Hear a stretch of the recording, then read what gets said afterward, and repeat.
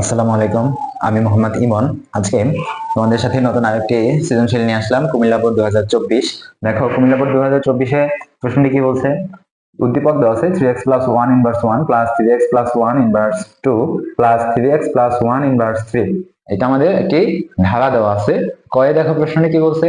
কোন অসীম গুণোত্তর ধারার সাধারণ অনুপাত 0.3 ধারাটির অসীমতক সমষ্টি বিদ্যমান কিনা যাচাই করো। তো আমরা জানি একটা ধারার অসীমতক সমষ্টি আছে বা নাই, এটা নির্ভর করে কিসের উপর? তার সাধারণ অনুপাতের উপর। অর্থাৎ সাধারণ অনুপাতকে আমরা কি দ্বারা প্রকাশ করি?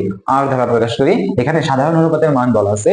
আমরা জানি একটি ধারার অসীমতক সমষ্টি আছে কিনা তা নির্ভর করে তার আর এর মানের উপর। অর্থাৎ আমরা একটি শর্ত জানি যে যদি অসীমতক সমষ্টি থাকতে হয় তাহলে ধারাটিকে এরকম হইতে হবে যে -1 এর চাইতে বড় হইতে হবে এবং +1 এর চাইতে কি হবে? ছোট হবে। এইটা ছিল আমাদের অসীমতক সমষ্টি নির্ণয়ের একটি শর্ত। আচ্ছা, দেখো বলছে কি কোন অসীম গুণোত্তর ধারার সাধারণ অনুপাত দেওয়া আছে। তাহলে যা দেওয়া আছে আমরা কি করব? সেটা একটু লিখে নিব। দেখো, তাহলে আমরা একটু ক নম্বরের সমাধান করি। কয় কি বলছে? লেখো ক নম্বর দিয়া আমরা সমাধান করতেছি। ক লিখবা কি এখানে? এখানে ধারাটির সাধারণ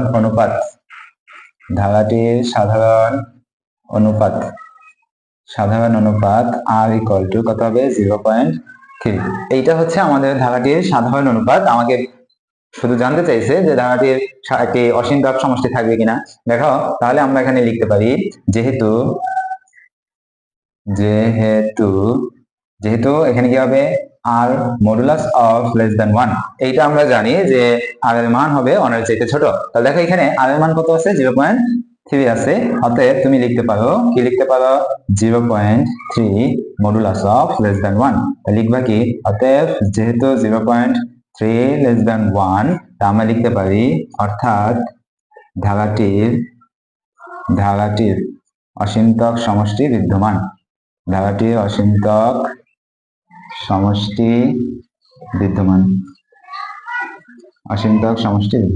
যেহেতু আমরা দেখলাম যে এখানে সাধারণ অনুপাতের মান 1 এর চাইতে ছোট, তাই আমরা সহজেই বলতে পারি এই ধারাটির কি আছে? একটি অসীমতক সমষ্টি রয়েছে। আচ্ছা, এই ছিল আমাদের কয়ের উত্তর। দেখো ক্ষয় কি বলছে? ক্ষয় বলছে x = 2/3 হলে ধারাটির প্রথম 7 পদের সমষ্টি নির্ণয়। তাহলে 7টি পদের সমষ্টি লাগবে। আমরা প্রথমে কি করব? ধারাটি লিখে নিব এবং এই ধারাটির x এর মান বসাবো। দেখো এখানে x এর মান কত আছে? তাহলে আমরা খ নম্বর দিয়ে লিখবো কি? দেওয়া আছে। তাহলে কি দেওয়া আছে? যেই ধারাটি দেওয়া আছে আমরা সেই ধারাটি লিখবো। ধারাটি কি আছে? 3x+1 inverse 1 plus 3x+1 inverse 2 plus 3x+1 inverse 3 dot dot dot. আচ্ছা, দেখো আমরা জানি যদি কোনো চলকের উপরে অথবা কোনো সংখ্যার উপরে এরকম ইনভার্স চিহ্ন দেওয়া থাকে, তাহলে ইনভার্স করার অর্থাৎ ইনভার্স যখন আমরা উঠাবো তখন এটা কি হয়ে যাবে? ভগ্নাংশ হয়ে যাবে। তাহলে আমরা এটাকে ভেঙে কি লিখতে পারি?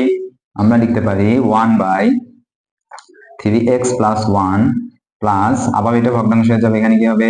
3x+1 তার উপরে আছে 2 প্লাস এখানে 1/3x+1 তার উপরে কিউব। এই ছিল আমাদের ধারাটি। এখন আমাকে কি বের করতে বলছে? দেখো, আমাকে বলছে যে ধারাটির 7 পদের সমষ্টি এবং বলে দিয়েছে যে x = 2/3 হলে। তাহলে আমরা এখানে এটা করব। লিখবা কি এখন? x = 2/3 হলে, তাহলে যদি 2/3 হয় তাহলে এই ধারাটি কি হবে? তাহলে ধারাটি হবে 1/3 ইন্টু x এর মান 2/3 প্লাস 1 প্লাস পরবর্তী হয় কি আছে?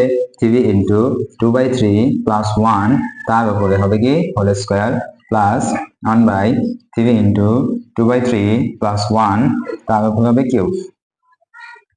বা দেখো এখানে এই 3 আমরা কি করতে পারি? কেটে দিতে পারি। তাহলে এখানে থাকে কি? শুধু 2 + 1 2 + 1 করলে হয় 3 প্লাস এরপরে এই 3 কাটা, তাহলে এখানে কি হবে?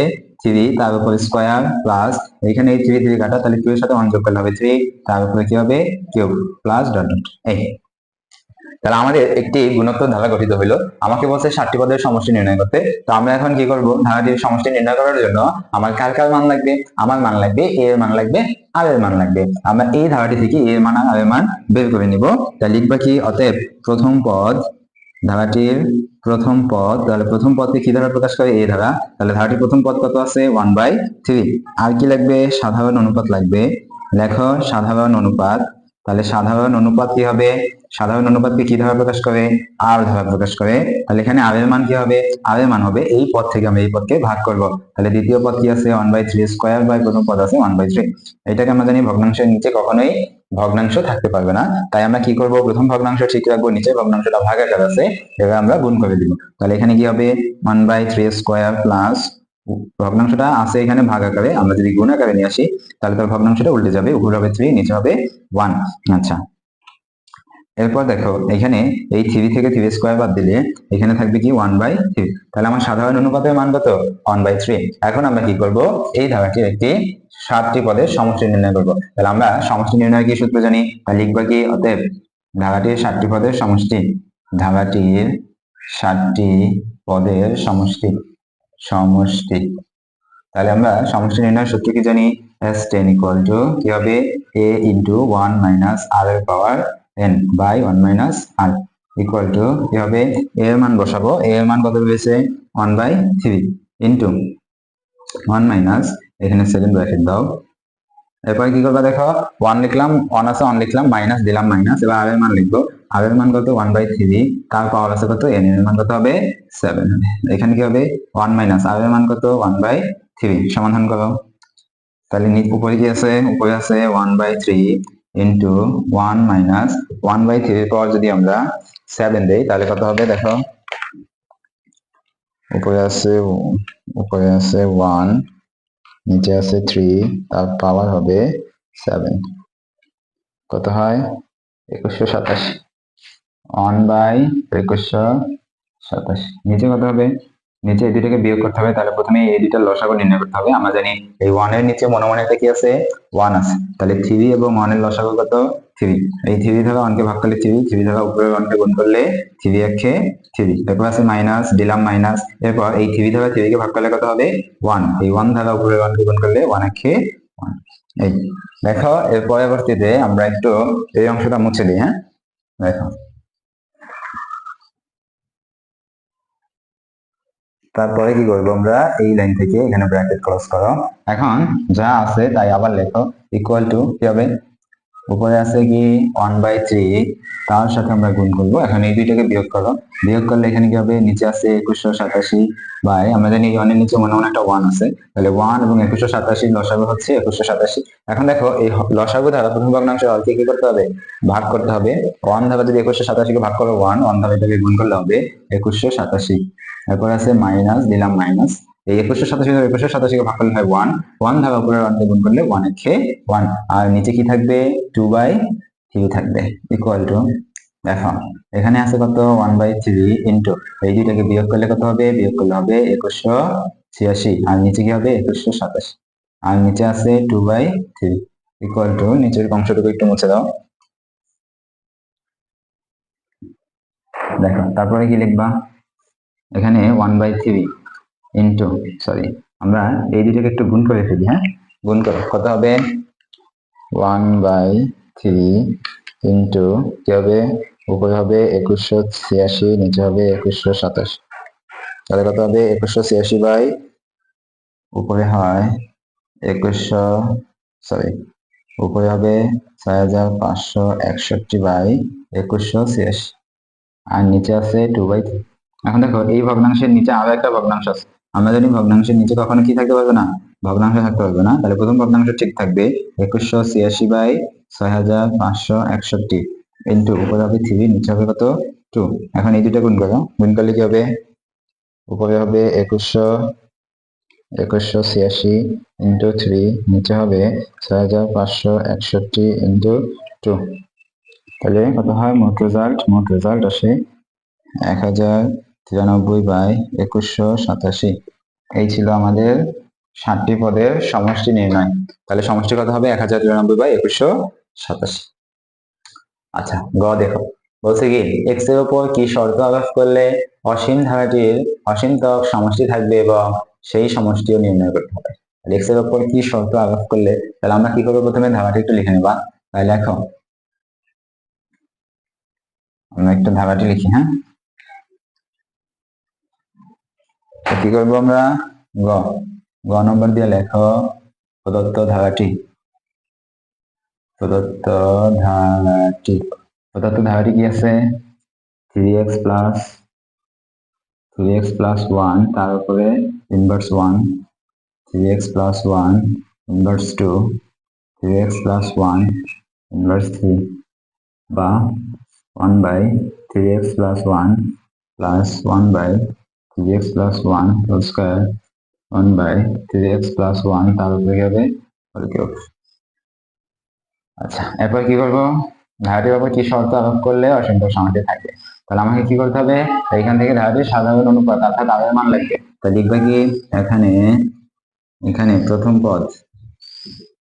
পদ কি হবে, এই ইকুয়াল প্রথম পদ কত আছে 1 বাই 3x প্লাস 1, এরপরে সাধারণ অনুপাত আগে কত কি হবে 1 বাই 3x প্লাস 1 তার উপর whole square by 1 by 3x plus 1, এটাকে ভাঙাও, ভাঙালে কি হবে 1 বাই 3x প্লাস 1 তার উপরে হোল স্কয়ার ইন্টু উল্টে যাবে 3x প্লাস 1 বাই 1, কাটাকাটি করলে কি হবে 1 বাই 3x প্লাস 1, এটা গেল আমাদের আরের মান। এরপরে লিখবা কি যেহেতু শর্তটা লেখ যেহেতু কি হবে -1 less than r less than 1, এই সূত্র জানি আমরা।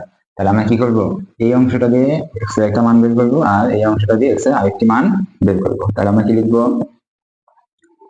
হয় কি হবে -1 লেস দেন r, তারপরে বা দেখো কি করবা -1, দেখো -1 লেস দেন r এর মান বসাবো, r এর মান কত 1 বাই 3x প্লাস 1।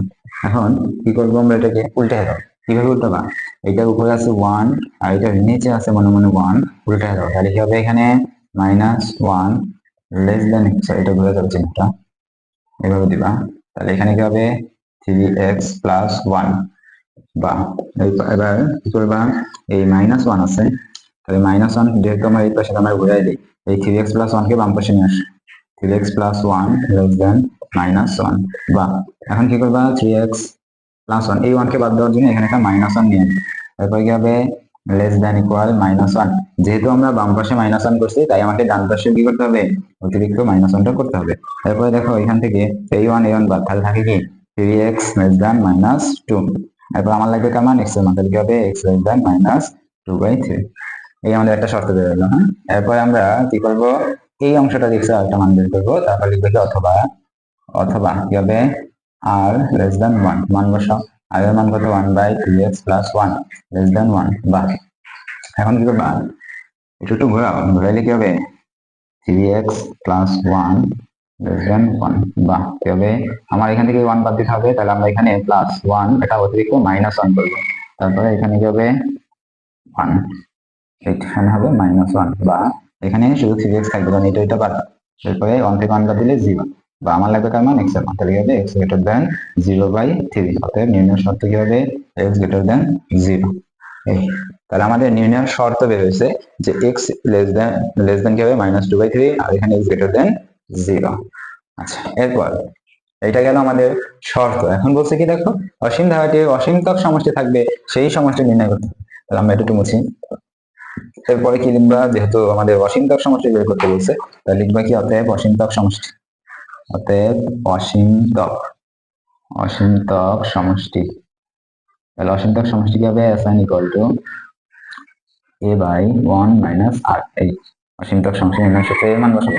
এর মান কত আছে, এর মান আছে 1 by 3x plus 1 by 1 minus কি হবে 1 by 3x plus 1, এরপর উপরে আছে কি 1 by 3x plus 1, নিচে এই দুটাকে বিয়োগ করতে হবে, তাহলে লসাগু হচ্ছে 3x plus 1, এই 3x plus 1 আমরা জানি এই 1 এর নিচে মনে মনে একটা কি আছে 1 আছে, তাহলে এটা এটাকে ভাগ করলে হয় 3x plus 1, তার সাথে গুণ করলে হবে কি 3x plus 1, এরপর এখানে কি আছে মাইনাস, এরপর দেখো এই 3x plus 1 যদি আমি 3x plus 1 কে ভাগ করি তাহলে ভাগফল কত হবে 1 হবে, এই 1 দ্বারা উপরে 1 কে গুণ করলে 1 কে 1, এরপরে উপরে কি হবে 1 by 3x plus 1, এরপর দেখো নিচে কি থাকে এই 1 আর এই 1 বাদ, তাহলে থাকবে কি শুধু 3x, নিচে কি থাকবে 3x plus 1, এরপর দেখো আমাদের ভগ্নাংশের নিচে আবার ভগ্নাংশ থাকতে পারবে না, এর জন্য কি করতে হবে এটাকে উল্টে দিতে হবে, তাহলে উপরে হবে কি 1 by 3x plus 1 ইন্টু এটাকে উল্টে দাও, উপরে হবে কি 3x plus 1, নিচে হবে কি 3x, তারপরে এটা বাদ, তাহলে থাকবে কি শুধু 1 by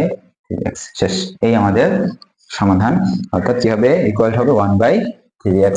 এই ছিল আমাদের উত্তর। তুমি চাইলে এখানে লিখতে পারো যে অতএব নির্ণয়ের শর্ত, দুইটা শর্ত লিখে নেবা, এরপর লিখবা নির্ণয়ের সমষ্টি অসংখ্যক সমষ্টি 1/3x। এই ছিল আমাদের সম্পূর্ণ অঙ্কটির সমাধান।